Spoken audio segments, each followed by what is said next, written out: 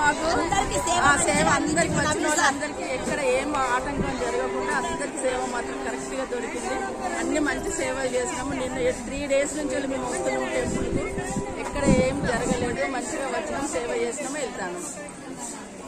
దర్శనానికి వారు మమ్మల్ని తోరించినందుకు రాత్రి కూరగాయలు కూర్చున్నాము, మంచిగా దర్శనం చేసుకున్నాము. రాత్రి మంచిగా దర్శనం అయింది.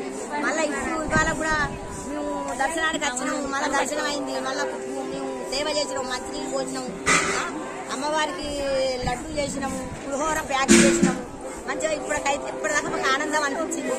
వెంకటేశ్వర ట్రస్ట్ తరఫున మా శుభాకాంక్షలు మేము చెప్తూ మాకు ఆనందం అయింది. ఇట్లనే 10 మందిని మమ్మల్ని ఆ సేవ అందరినీ ఒక దిక్కు చేసి 50 మందిని రాజేసి మమ్మల్ని పిలవాలి. వెంకటేశ్వర తరఫున పిలవాలి, నవీన్ సార్ గారు పిలవాలి. ఎప్పటికీ ఇదే ఆనందంగా ఉండాలి. మన ట్రస్ట్ మెంబర్స్ వచ్చినాం. నిన్న 20 మెంబర్స్ వచ్చినాం.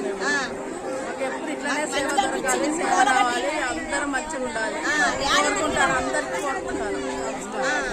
మేడం మంచిగా ఉండాలి, నవీన్ సార్ మంచిగా ఉండాలని కోరుకుంటాను. ఆ భద్రకాళి మాత ఆశీస్సులు మీకు అందాలని కోరుకుంటాను.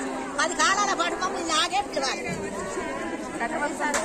శరణమ్మ, మేమందరం అయితే సేవకు వచ్చామండి. సేవ చేయబట్టి మాకైతే మంచి దర్శనం దొరికింది. 1000 మందిలో మాకైతే స్పెషల్ దర్శనం అయింది. అమ్మవారి ఆశీస్సులు అందరిపై ఉండాలని మనస్ఫూర్తిగా కోరుకుంటూ జయ భద్రకాళి మాతాకి